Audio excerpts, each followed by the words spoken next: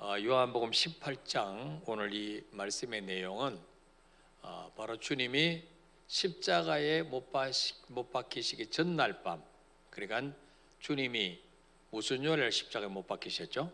금요일 날 아침 9시부터 십자가에 달리셔서 오후 3시에 운명하셨는데, 십자가에 잡히시기 전날 밤, 그러니까 목요일 저녁에 일어난 사건입니다. 이 사건 이전에 바로 주님은 제자들과 함께 마가다락방에서 최후의 만찬을 하시죠. 그러시면서 떡을 주시면서 받아 먹어라, 내가 너희를 위하여 찢는 내 몸이니라. 포도주를 주시면서 받아 마시라, 너희를 위해서 흘리는 내 피니라, 언약의 피니라 하면서 성찬식을 하셨습니다. 그때 주님께서 가룟 유다가 이미 자기를 팔 것을 아시고 가룟 유다에게 회개할 기회를 주셨습니다. 너희 중에 하나가 나를 팔리라. 그때 모든 제자들이 주여 내니까, 주여 내니까 물었습니다. 근데 가룟 유다도 뻔뻔스럽게 주여 내니까 이렇게 물었어요. 여러분, 예수님 같으면 뭐라고 말씀하시겠어요? 얼마나 민망하겠어요. 그래 너다, 이렇게 얼마나 민망하겠어요.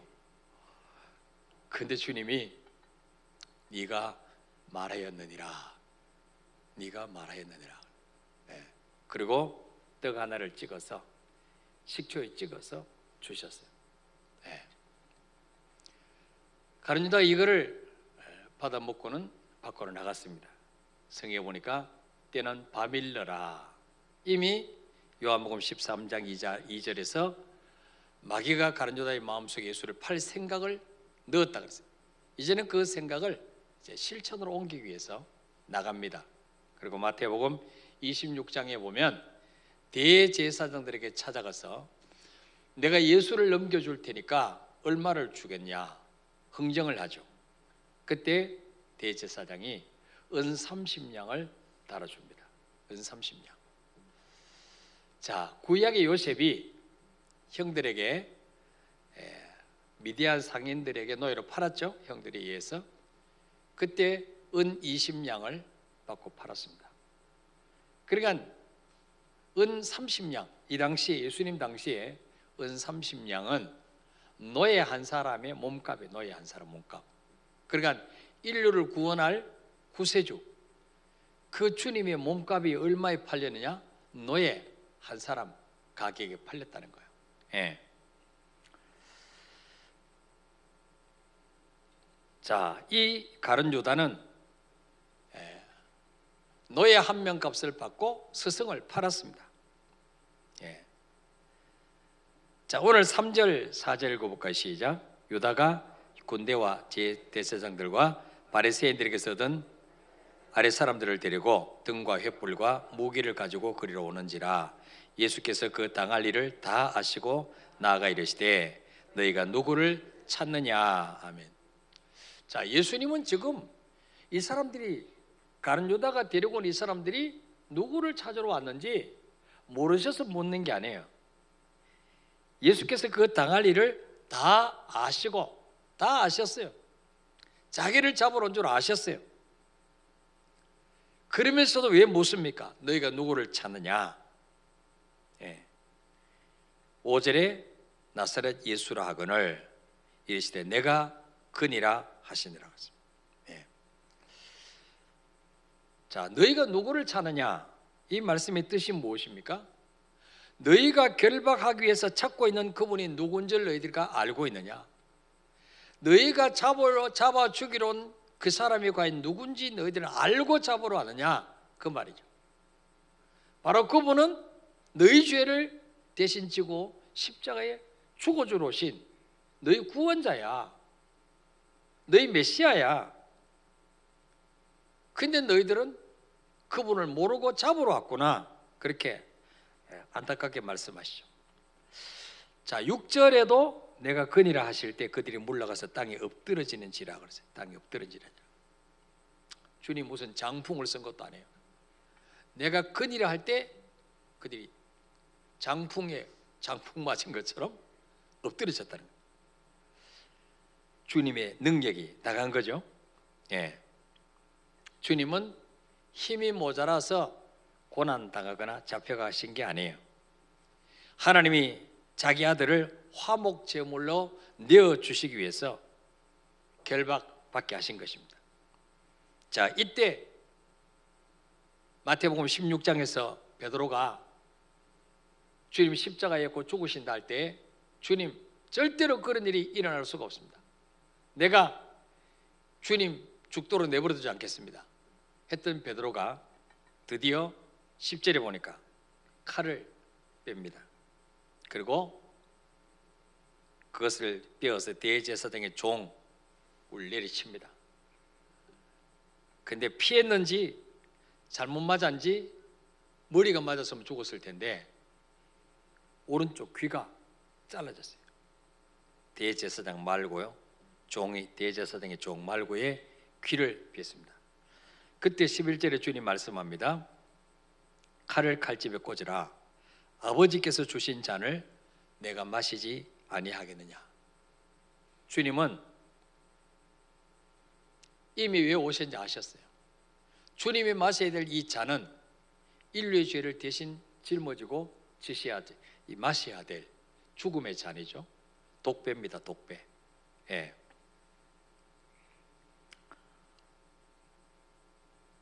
이 베드로는 마태복음 16장 16절에 주는 그리스도시요 살아계신 하나님의 아들입니다. 바른 신앙 고백을 했어요.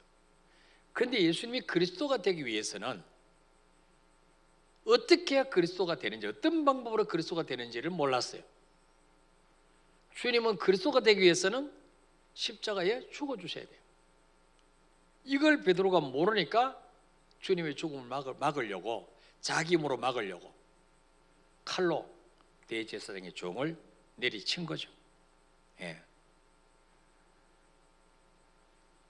베드로가 주님, 절대로 주님 앞에 그런 일이 일어나지 않도록 내가 하겠습니다. 그때 주님이 사탄아, 내 뒤로 물러가라. 너는 나를 넘어지게 하는 자로다. 그렇죠. 인간적으로 볼 때는 얼마나 의리의 사나이 돌셉니까? 주님 얼마나 위로가 됐겠습니까? 역시 너는 내 수제자구나. 근데 주님은 사단아, 내 뒤로 물러가라 그랬어요. 예. 인정에 걸리지 않았습니다. 네가 하나님의 일을 생각하지 않고 도리어 사람의 일을 생각한도다. 사람의 일로 생각하면 베드로가 고맙죠. 자기 안 죽게 막아주려고 하니까. 근데 예수님은 아버지의 뜻을 이루러 오셨기 때문에 베드로 보고 사탄이라고 책망하셨어요. 예. 자, 주님은 이제 이날 저녁에 잡히셔서 두 번 재판을 받으셨는데, 하나는 산헤드린 공회 앞에서 종교재판입니다. 종교재판. 산헤드린 공회 앞에서 종교재판을 받으셨고, 또 하나는 그 당시에 로마 총독 빌라도의 법정에서 받으신 정치적인 재판, 두 가지를 받으셨습니다. 종교재판을 통해서 주님이 증거하고자 하신 것은 예수가 바로 하나님의 아들 그리스도다, 이거를 드러내기를 원하셨어요. 정치적인 재판을 통해서 주님이 증거하고자 하신 것은 자신이 바로 만왕의 왕이다, 정치적인 왕이 아니고 사단의 권세를 꺾고 아담 하와가 마귀에게 뺏겨버린 왕권을 되찾아주러 오신 만왕의 왕이심을 증거하셨습니다. 산헤드린 공회 앞에서 종교 재판을 할 때 거짓 증인들이 예수님을 죽이려고 여러 가지 이야기를 했습니다. 저 사람은 성전을 헐면은 3일 만에 다시 짓겠다고 했습니다.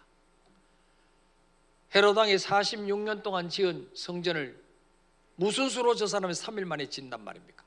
이렇게 해서 예수님을 고소했습니다. 주님은 눈에 보이는 성전이 아니죠. 예. 자신을 죽여도 3일 만에 다시 살아날 것을 말씀한 거예요. 예. 자, 그래서 우리 주님은 종교 재판 때에 거짓 증인들의 송사나 핵심에서 벗어난 질문에 대해서는 일체 대답하지 않았어요. 자기에게 불리한 이야기를 해도 대답하지 않았어요. 그러니까 대제사장들이 의아하게 생각한 거죠. 네가 안 한 말에 대해서는 네가 변론을 해야지 네가 살아날 거 아니냐. 근데 왜 그런 것에 대해서는 전혀 변호하지 않느냐. 의아하게 생각이죠. 주님은 자기가 변론한다고 해서, 자기 결백을 주장한다고 해서 결코 죽지 않을 것이라는 것은 생각하지 않았어요. 주님은 죽으러 오셨기 때문에 거기에 대해 구차하게 변명하지 않았어요. 그러나 네가 하나님의 아들이냐? 네가 그리스도냐? 이 결정적인 질문에는 명확하게 대답하셨어요. 자, 우리 마태복음 26장 62절 63절 읽어볼까요? 시작. 대제사장이 일어서서 예수께 묻되 아무 대답도 없느냐? 이 사람들이 너를 치는 증거가 어떠하냐 하되 예수께서 침묵하시거늘 대제사장이 이르되 내가 너로 살아계신 하나님께 맹세하게 하노니 네가 하나님의 아들 그리스도인지 우리에게 말하라. 아멘. 뭐 여러 사람이 내가 들은데 말이죠, 저 사람은 성전을 헐면에 3일 만에 다시 짓겠다고 했습니다. 뭐 별별 소리를 다 했는데 거기에 대해서는 주님이 침묵하셨어요. 아무 대꾸도 하지 않았어요. 그런데 대제사장이 결정적인 질문을 하죠. 내가 너로 살아계신 하나님께 맹세하게 하노니 네가 하나님의 아들 그리스도냐? 우리에게 말하라. 네가 정말 구원자냐? 네가 하나님이 보내신 우리가 2000년 동안 기다렸던 그 메시아 맞느냐? 그때 64절에 주님께서 이르시되 네가 말하였느니라. 그러나 내가 너에게 이르노니 이후에 인자가 권능의 우편에 앉아 있는 것과 하늘 구름을 타고 오는 것을 너희가 보리라. 예, 보세요. 네가 정말 그리스도냐? 네가 정말 구원자 맞냐? 거기에 대해서는요 명확하게 대답하셨어요. 네가 말하였느니라. 조금 있으면 내가 권능의 우편에 앉아 있는 것과 하늘 구름 타고 오는 것을 너희가 보리라. 예. 주님 바로 어떤 분이시라고요? 권능의 우편에 앉을 분이다, 구름 타고 오실 분이다 하는 것을 명확하게 종교 지도자들 앞에서 당당하게 밝혔습니다. 자, 마가복음 14장 60절에서 62절에 보면 대제사장의 가운데 일어서서 예수에게 물어 이르되 너는 아무 대답도 없느냐? 이 사람들이 너를 치는 증거가 어떠하냐 하되 침묵하고 아무 대답도 아니하시거늘 대제사장이 다시 물어 이르되 네가 찬송받으실 이의 아들 그리스도냐? 네가 찬송받으실 이의 아들 그리스도 맞냐? 그때 62절에 주님 뭐라고 말씀합니까? 예수께서 이르시되 내가 그니라. 인자가 권능자의 우편에 앉은 것과 하늘 구름을 타고 오는 것을 너희가 보리라. 예. 명확하게 주님은 자신이 누군가를 밝히셨어요. 아리까리하게 하지 않고 명확하게. 지금 뭐 죽으시는데 뭘 두리뭉실하게 해서 뭐 하겠어요? 예. 이렇게 말씀하면 신성모독죄로 사형당하는 걸 아셨어요. 예. 네가 요셉의 아들인데 하나님의 아들이라고 했으니까 예. 신성모독죄로 사형에 처할 줄 아셨어요. 그러나 주님은 당당하게 네가 말하는 내가 바로 그리스도다. 장차 인자가 권능자의 우편에 앉은 것과 하늘 구름을 타고 오는 것을 너희가 보리라. 확실하게 자신을 밝혔습니다. 자, 누가복음 22장 66절부터 보시면 자, 66절 읽어볼까요? 시작. 날이 샘에 백성의 장로들 곧 대제사장들과 서기관들이 모여서 예수를 그 공회로 끌어들여 이르되 네가 그리스도이거든 우리에게 말하라. 대답하시되 내가 말할지라도 너희가 믿지 아니할 것이요 내가 물어도 너희가 대답하지 아니할 것이니라. 그러나 이제부터는 인자가 하나님의 권능의 우편에 앉아 있으리라 하시니 다 이르되 그러면 네가 하나님의 아들이냐? 대답하시되 너희들이 내가 그라고 말하고 있느니라. 그들이 이르되 어찌 더 증거를 요구하리요?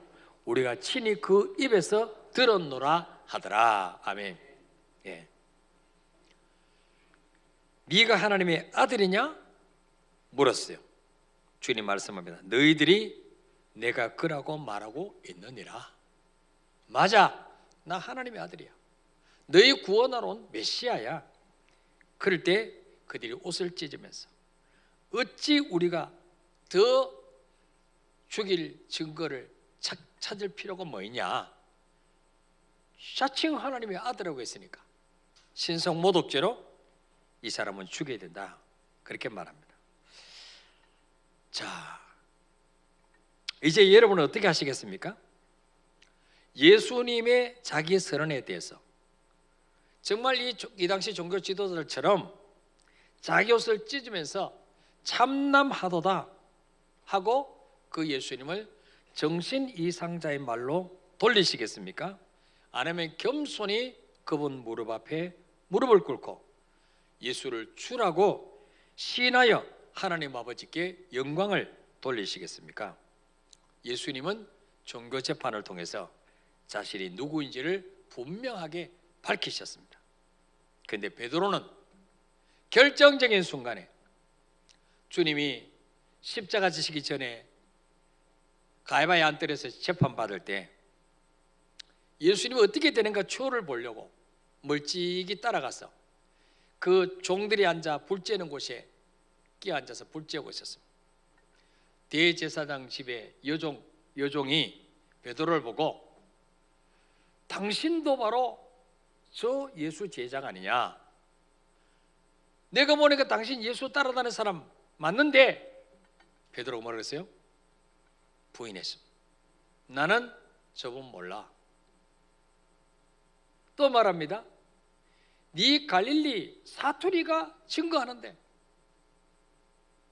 아니야, 사람 잘못 봤어. 나 저분 몰라. 네, 부인했습니다.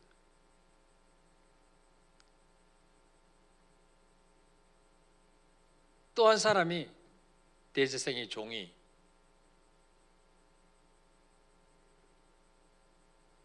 네가 저 예수 함께 있는 거 우리가 분명히 봤어. 그럴 때 예수님을 저주하며 부인했다. 예수님을 욕하면서 그때 새벽 닭이 울었다 그랬죠. 예. 자, 마태복음 10장 32절 33절 읽읍시다. 시작. 누구든지 사람 앞에서 나를 시인하면 나도 하늘에 계신 내 아버지 앞에서 그를 시인할 것이요, 누구든지 사람 앞에서 나를 부인하면 나도 하늘에 계신 내 아버지 앞에서 그를 부인하리라. 아멘.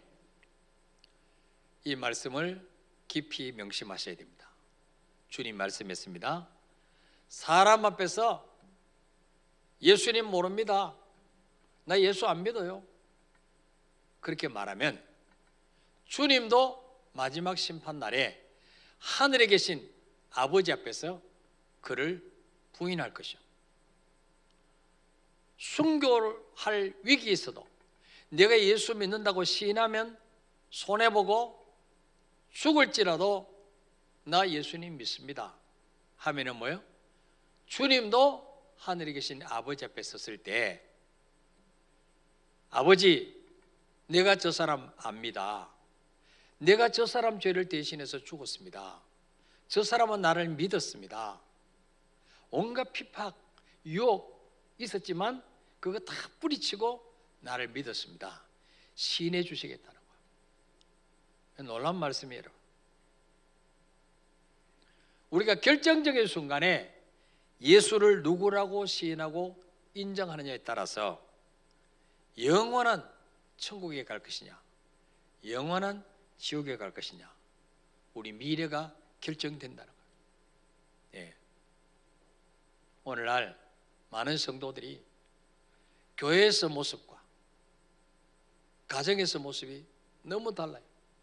직장에서 모습이 너무 달라요.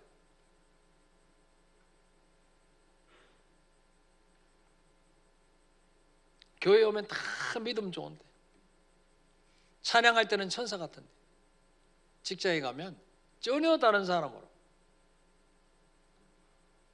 바뀝니다. 같은 직장에 장로님 안수 집사가 있었는데 술 먹으러 늘 같이 다녔어요. 회식장에서 싸움 붙었어요. 안수 집사는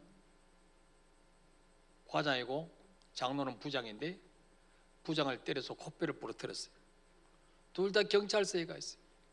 조금 있다가 양쪽 목사님들이 신방을 왔어요. 파출소에. 안수 집사가 말했습니다. 부장님, 장로님이셨습니까? 내가 장로인 줄 알았으면 안 때렸을 텐데. 부장이 말합니다. 김 과장, 너 안수 집사였어? 근데 어떻게 나하고 그렇게 술을 줄기 자기 잘 먹냐? 그러니까 이런 일들이 지금 일어나고 있어요. 그러니까 기독교를 개독교라고 이렇게 지금 욕을 얻어먹는 거예요. 왜 전도가 안 되느냐? 성도들의 그 이론과 삶이 너무 다르다는 거예요. 이론은 천사 같은데 삶은 너무 다르다는 거예요. 그러니까 뭐 불신자를 볼 때 너희들은 이중인격자야. 차라리 나처럼 솔직하게 안 믿고 할 것 못 할 것 다 하고 그렇게 사는 게 낫지. 너희들 안 그런 척 하면서 뒤로는 호박씨 까잖아. 그러니까 이게 전도의 문이 막히는 거야. 이 베드로가 3년 동안 주님 따라다녔는데 왜 결정적인 순간에 주님을 부인했습니까? 기도 준비가 안 돼서 기도 준비가. 주님은 십자가를 앞에 놓고 밤새도록 땀방울이 핏방울 때도 기도하셨네. 제자들은 다 자고 있었어. 그러니까 인간의 육신으로는 마귀를 이길 수 없어요. 자기들이 하나님처럼 떠받들었던 예수님마저 맥없이 십자가에 못 박는 걸 보고 나도 괜히 예수님 안다고 했다가 나도 저렇게 당할까봐 두려운 거죠. 겁이 나는 거예요. 그래서 순간적으로 나 주님 모릅니다. 그것도 3번이나 이야기했습니다. 분명히 주님이 그 전에 경고하셨어요. 네가 오늘 밤에 닭 울기 전에 나를 3번 부인하라. 그때 베드로가 큰 소리 빵빵 쳤어요. 내가 주와 함께 죽을지언정 주를 부인하지 않겠나이다. 근데 빌라도 법정 앞에서 주님 부인한 게 아니고 대제사장 앞에서 부인한 게 아니고 대제사장 집에 계집 여종 식모 앞에서 예수님 부인했다는 거예요. 그러니까 얼마나 이 베드로 형님이 지금 천국에서 이 말 할 때마다 엄청 쪽팔려 할 거예요. 야, 김 목사 그 말을 왜 하냐? 안 그래도 쪽팔려 죽겠는데. 근데 베드로의 위대한 점은 뭐예요? 3번째 주님을 부인할 때 주님이 법정에 앉았다가 베드로를 보셨다고 그랬어요. 뒤로 돌아보셨다고 그랬어요. 그 순간에 베드로와 주님 눈이 딱 마주쳤어. 그 순간에 닭이 오는 거예요. 닭이. 새벽 닭이 3번 오는 거예요. 그때 베드로가 뭐예요? 그 주님 말씀이 생각났어. 밖에 나가서 심히 통곡하며 울었더라. 회개한 거 회개. 가룟 유다의 차이점이 뭐냐? 가룟 유다는 예수님을 팔았습니다. 근데 나중에 후회하고 스스로 목매에 달아 죽었습니다. 회개하지 않았어요. 후회를 했는데 회개가 없었어요. 베드로는 주님을 욕하면서 부인했지만 회개했습니다. 회개하면 다시 회복시켜 주시는 거예요. 그래서 우리가 늘 기도와 말씀으로 무장하지 아니하면 한순간에 우리도 넘어집니다. 밖에 가서 예수 안 믿는 척하고, 예수 믿는 표를 내서 손해 볼 것 같으면 침묵하고, 예수 이야기하지 않습니다. 예. 주님이 다 보고 계시는데, 이번 한 주간 동안 여러분 직장에서, 여러분 가정에서, 동네에서 예수 믿는 표를 내고 다니시길 바랍니다. 나 만나교회 집사라고 이야기하고 다니시기 바랍니다. 그러면 스스로 믿음을 지킬 수가 있어요. 내가 밝혔기 때문에 스스로 조심하게 돼요. 그래서 여러분, 결정적인 순간에 예수를 누구로 시인하고 인정하느냐, 여기에 따라서 우리 영원한 미래가 결정된다는 사실을 믿으시길 바랍니다.